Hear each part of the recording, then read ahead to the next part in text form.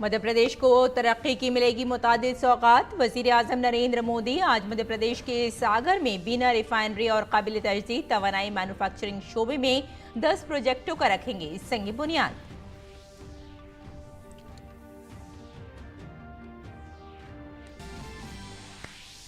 मध्य प्रदेश के बाद पीएम मोदी छत्तीसगढ़ का करेंगे दौरा। तकरीबन 6,350 करोड़ रुपए के रेल शोबे के अहम प्रोजेक्ट कौम के नाम करेंगे वक्फ। पीएम रायगढ़ में एक अवामी जलसे से भी करेंगे खिताब।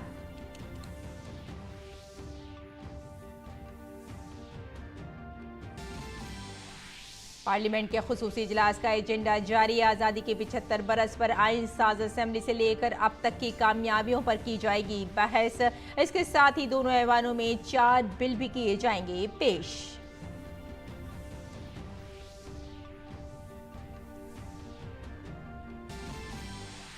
सरकारी जबान हिंदी दिवस पर मुल्क भर में मुतादिद प्रोग्रामों का इनेकाद। पुणे में होने वाली तीसरी ऑल इंडिया सरकारी जबान कॉन्फ्रेंस का मकसद है हिंदी जबान को फरोग देने के साथ साथ सरकारी कामों में हिंदी के इस्तेमाल की हौसला अफजाई।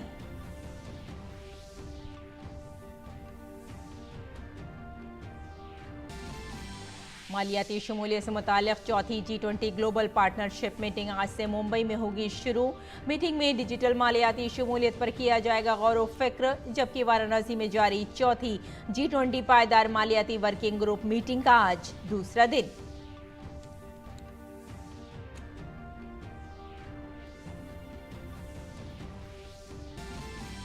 लीबिया में तूफान डेनियल और सैलाब ने मचाई शदीद तबाही। सैलाब से हलाकतों की तादाद 5,000 से मुतजाविज, 10,000 लापता। बड़े पैमाने पर रेस्क्यू ऑपरेशन जारी।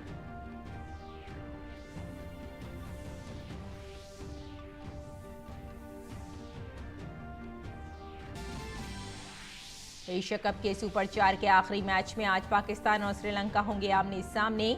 मुकाबले में जीत हासिल करने वाली टीम का भारत के साथ होगा फाइनल मुकाबला।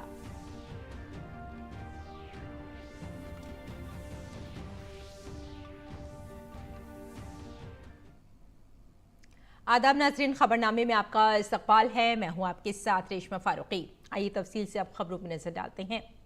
आज मध्य प्रदेश और छत्तीसगढ़ को तरक्की के बहुत से तोहफे मिलेंगे जब वजीर आजम नरेंद्र मोदी इन रियासतों का दौरा करेंगे। छत्तीसगढ़ में रेलवे की कई अहम मंसूबों और सेहत से मुताल्लिक मंसूबों का इफ्तिताह और संग बुनियाद रखा जाएगा। जबकि मध्य प्रदेश में वजीर आजम जदीद तरीन रिफाइनरी, बिजली और काबिल तजदीद तवानाई के शोबों से मुताल्लिक 10 मंसूबों का संग बुनियाद रखेंगे। वजीर आजम नरेंद्र मोदी आज मध्य प्रदेश और छत्तीसगढ़ का दौरा करेंगे। वजीर आजम छत्तीसगढ़ में तकरीबन 6,350 करोड़ रुपए के रेल सेक्टर के कई अहम प्रोजेक्टों को मुल्क के नाम वक्फ करेंगे।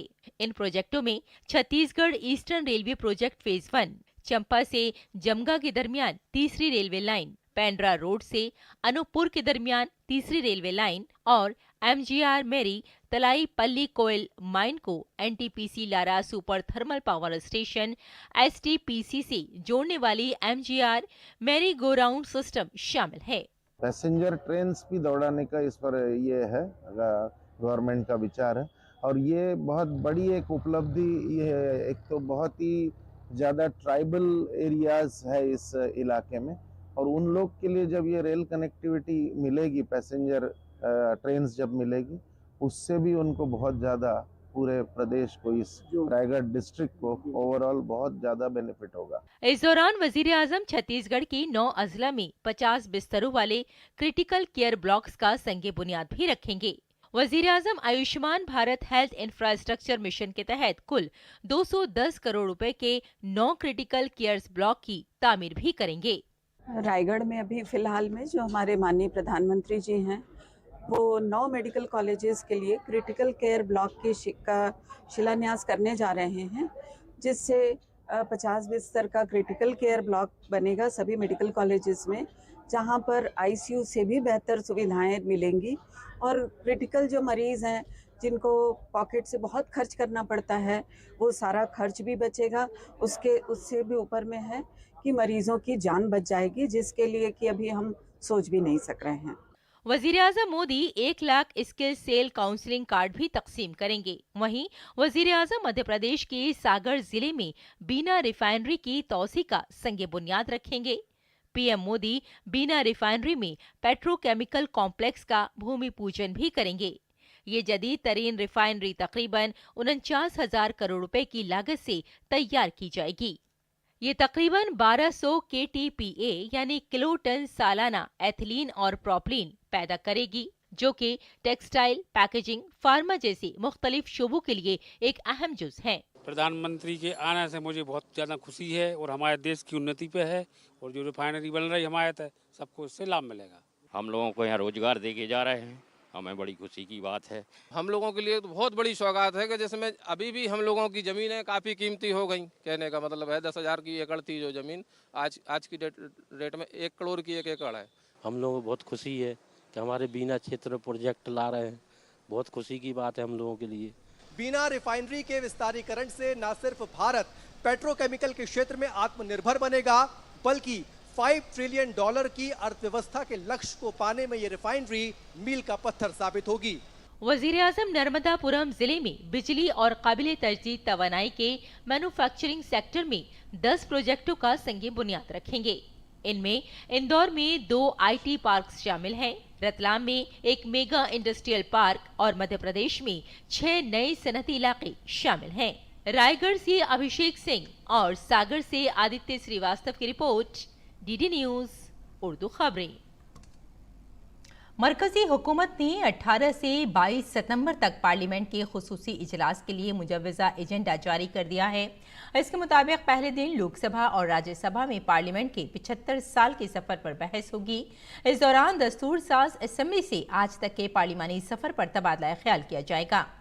इजलास के दौरान दोनों ऐवानों में 4 बिल भी पेश किए जाएंगे। Advocate bill, press and registration of periodical bill 2023, post office bill और चीफ इलेक्शन कमिश्नर और दीगर इलेक्शन कमिश्नर बिल का जिक्र एजेंडे में शामिल किया गया है। हुकूमत ने इस माह की 18 तारीख से मुनक्किद होने वाले पार्लियामेंट के खुसूसी इजलास से कबल 17 सितंबर को ऑल पार्टी मीटिंग बुलाई है। पार्लिमानी अमूर के वजीर प्रहलाद जोशी ने सोशल मीडिया पोस्ट में कहा कि मुतालिका लीडरों को दावतनामे भेजे गए हैं। पार्लियामेंट का खुसूसी इजलास 17 से 22 सितंबर तक चलेगा। नायब सदर जमहूरिया जगदीप धनखड़ आज राजस्थान का दौरा करेंगे। इस एक रोजा दौरे के दौरान वो जयपुर, टोंक और अजमेर में मुख्तलिफ प्रोग्रामों में शिरकत करेंगे।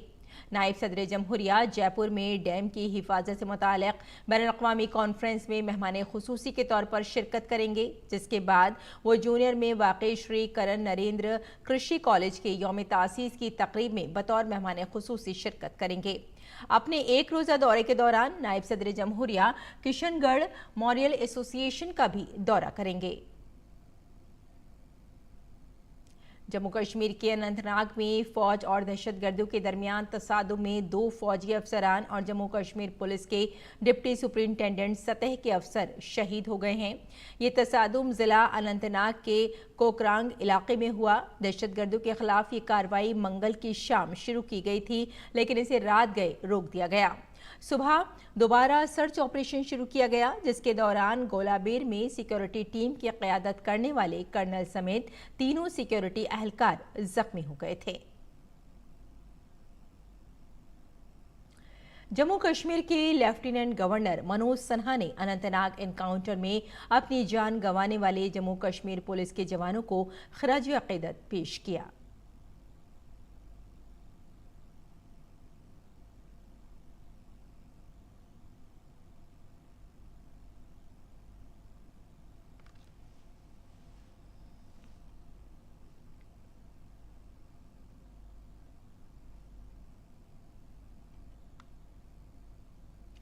हिंदी दिवस आज यानी 14 सितंबर को मनाया जा रहा है। हिंदी न सिर्फ एक ज़बान या राब्ते का जरिया है, बल्कि हर भारतीय के दरमियान एक समाजी और सकाफती पुल भी है। चीनी और अंग्रेजी के बाद हिंदी दुनिया में सबसे ज्यादा बोली जाने वाली जबान है। भारत सरकार हिंदी को मकबूल बनाने और इसे सरकारी दफातर में फरोग देने पर खुसूसी जोर दे रही है।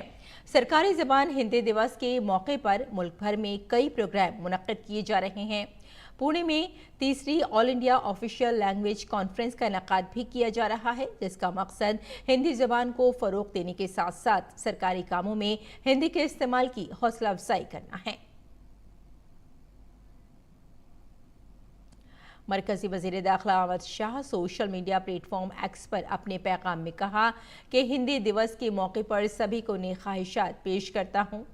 हिंदी दुनिया की सबसे बड़ी जमहूरियत भारत की ज़बानों की तनव्वुर को यकजा करने का नाम हिंदी है। आज़ादी की तहरीक से लेकर आज तक हिंदी ने मुल्क को एक दूसरे से बांधने में अहम किरदार अदा किया है। हिंदी दिवस के मौके पर आइए हम सरकारी ज़बान हिंदी समेत तमाम भारतीय ज़बानों को मजबूत बनाने का अहद करें। जल शक्ति की मरकजी वजारत का आबी वसाइल, दरियाओं की तरक्की और गंगा की बहाली का महकमा आज से 2 दिन के लिए जयपुर में डैम सेफ्टी पर एक बैनुल-अक़वामी कॉन्फ्रेंस का इनेकाद कर रहा है। ये कॉन्फ्रेंस डैम की हिफाजत को बढ़ाने के लिए, सलाहियतों को मजबूत करने के लिए आलमी शोहरत याफ्ता माहिरीन और रहनुमाओं को इकट्ठा करेगी। नायब सदर जगदीप धनखड़ इस बैनुल-अक़वामी कॉन्फ्रेंस का इफ्तिताह करेंगे, जिसका मौजू महफूज डैमों से मुल्क की खुशहाली को यकीनी बनाना है।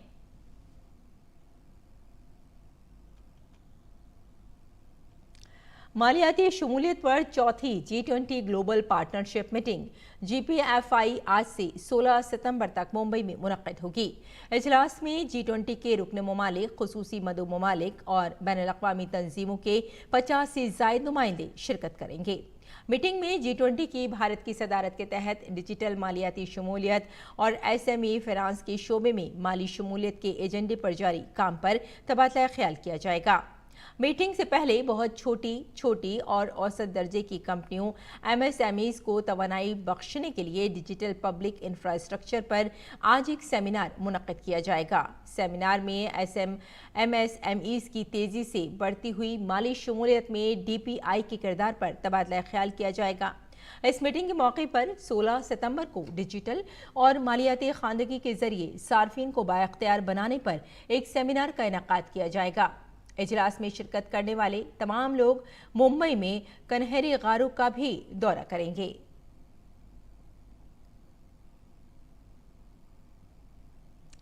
वाराणसी में जारी चौथी G20 पायदार मालियाती वर्किंग ग्रुप मीटिंग का आज दूसरा दिन और आखिरी दिन है।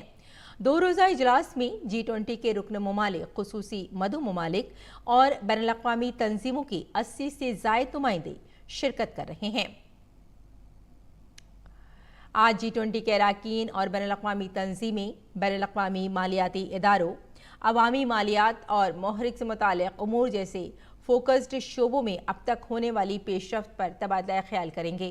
पहले दिन मंदूबीन ने बाजारों, तरक्की के लिए सरमायाकारी और पायदारी के अहदाफ जैसे फोकस्ड शोबों में पेशरफ्त पर अपने ख्यालात पेश किए।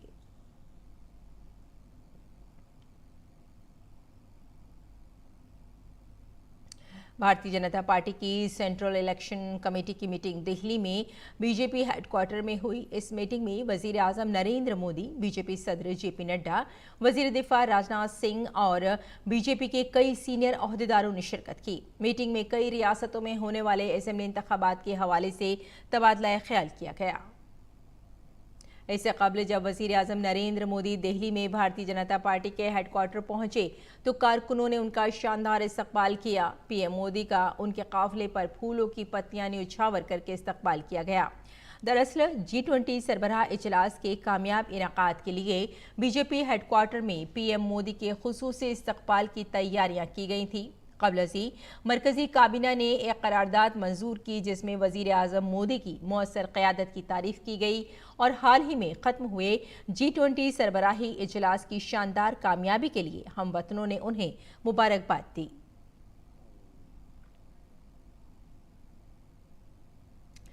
नई दिल्ली में वाक़े सप्रू हाउस लाइब्रेरी मुल्क की कदीम तरीन लाइब्रेरियों में से एक है।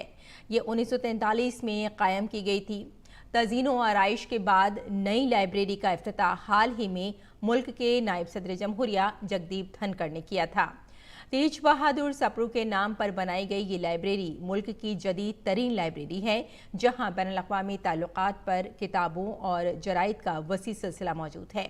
हमारे नामानिगार ऋषि कुमार ने सप्रू हाउस लाइब्रेरी की तमाम खुसूसियात के बारे में यहाँ के लाइब्रेरियन डॉक्टर नरेंद्र कुमार से बात की।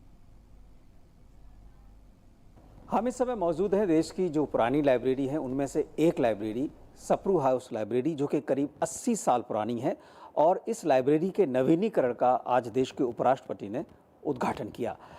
इस लाइब्रेरी के जो लाइब्रेरियन हैं वो हमारे साथ हैं, इनसे बात करते हैं। आज देश के उपराष्ट्रपति ने उद्घाटन किया है। सबसे पहले बताएं कि किस चीज़ का उद्घाटन किया और क्या उसमें खास था। सर, उपराष्ट्रपति महोदय जो है यहाँ पर जो इस लाइब्रेरी का जो रिनोवेशन हुआ है, जो नवीनीकरण हुआ है, उसका उद्घाटन करने के लिए आए थे आज।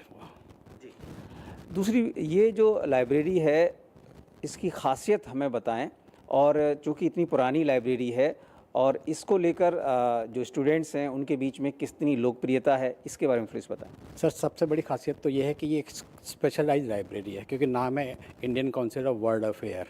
तो इसमें जो कलेक्शन है वो स्पेशलाइज्ड कलेक्शन है, स्पेशली ऑन अंतर्राष्ट्रीय संबंध पर, डिप्लोमेसी पर, और आर्म न्यूक्लियर पॉलिसी और यूएन डॉक्यूमेंट। यहाँ पर ये लाइब्रेरी जो है यूएन डॉक्यूमेंट की डिपॉजिटरी है, तो एवरी डॉक्यूमेंट उसकी एक कॉपी यहाँ ज़रूर मिलेगी आपको। दूसरी खासियत है यूरोपियन यूनियन के सारे डॉक्यूमेंट यहाँ मिलेंगे।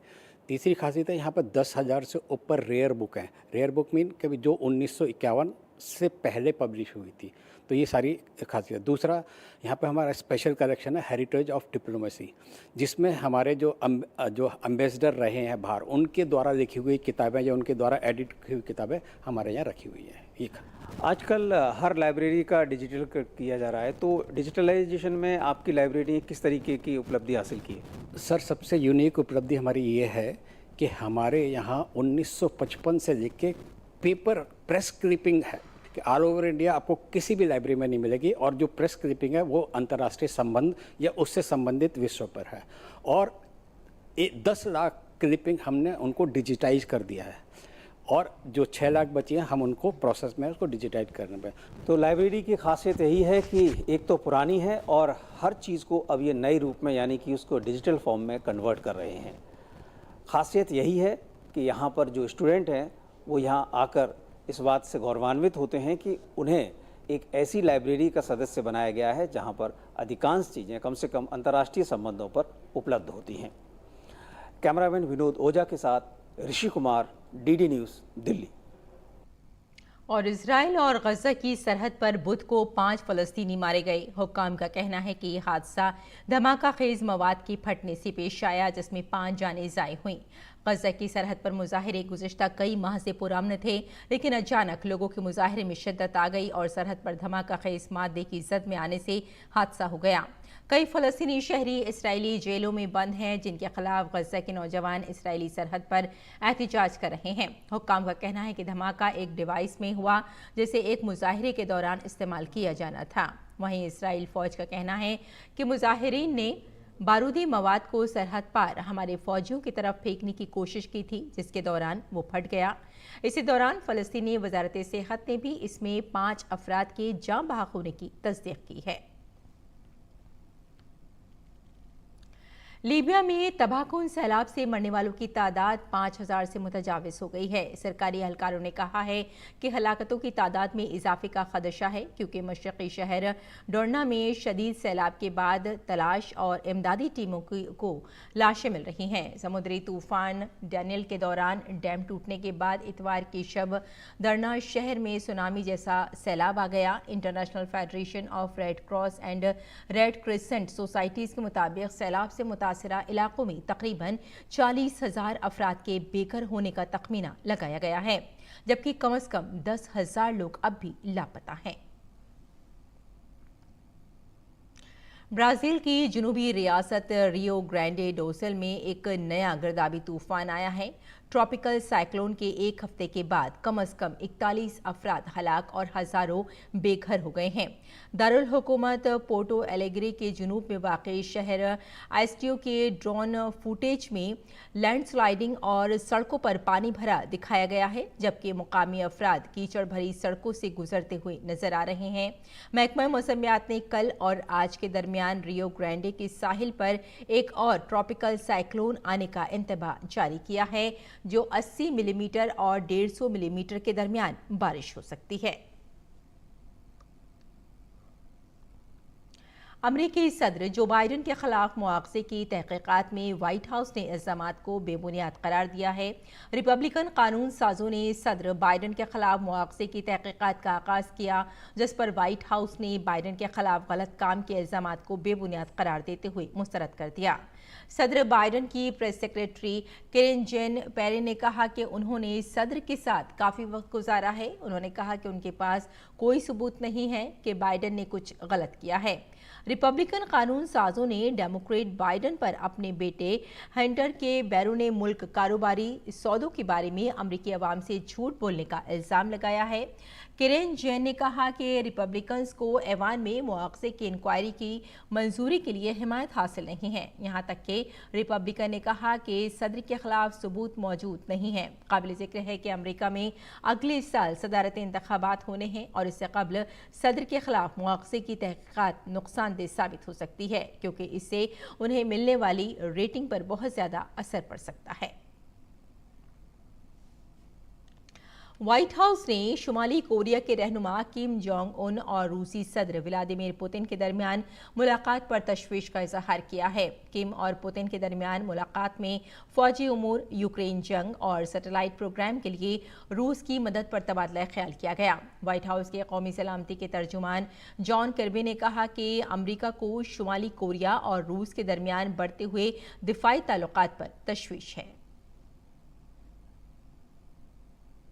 और नाज़रीन, आइए अब नजर डाल लेते हैं दिल्ली से शाये कुछ उर्दू अखबारात पर।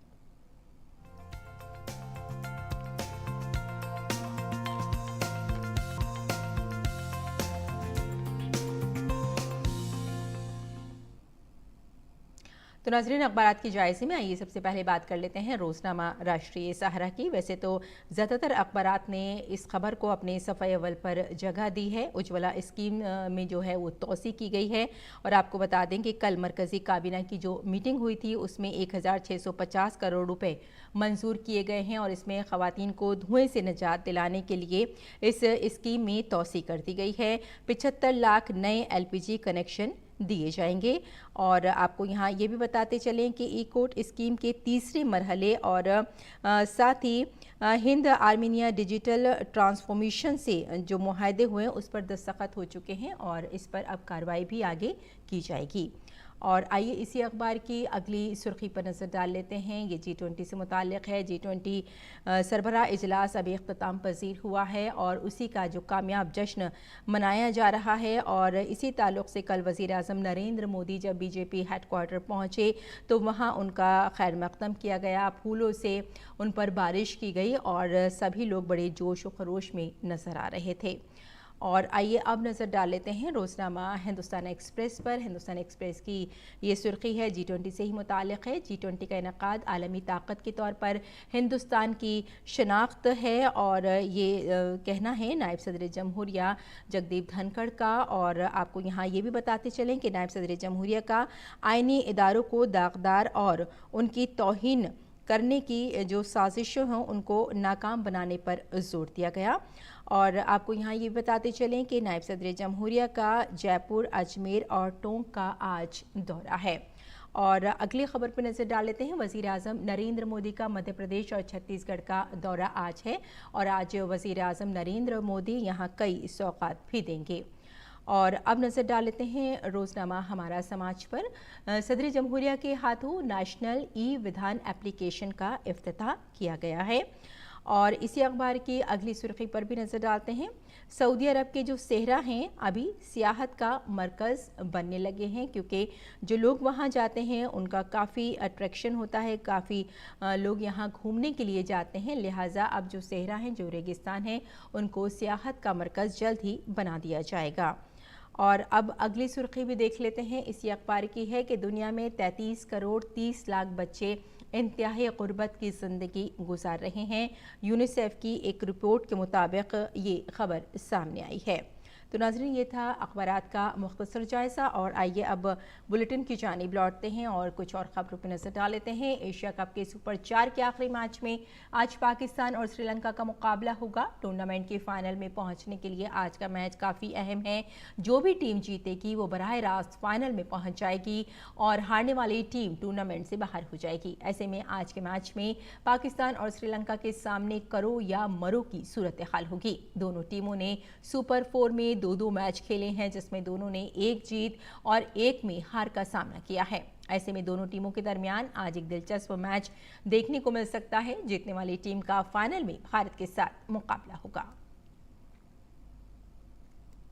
भारत की त्रिशा जॉली और गायत्री गोपीचंद की भारतीय खवातीन डबल्स की जोड़ी आज हांगकांग ओपन बैडमिंटन टूर्नामेंट में प्री क्वार्टर मैच खेलेगी। भारतीय जोड़ी का मुकाबला इंडोनेशियाई जोड़ी से होगा।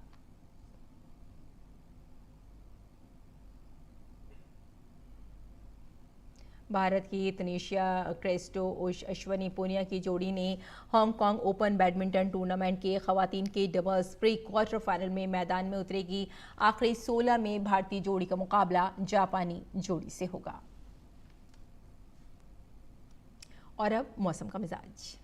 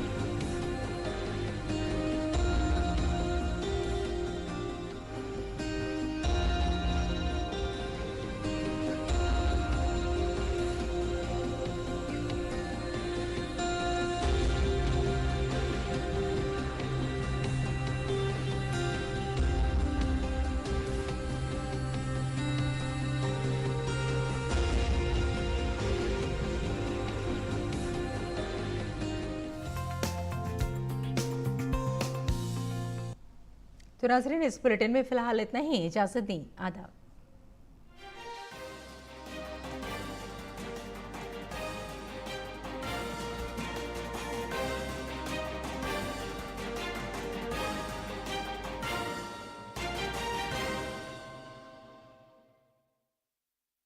सरप्राइज देना सिर्फ आप ही को नहीं, हमें भी आता है। अच्छा।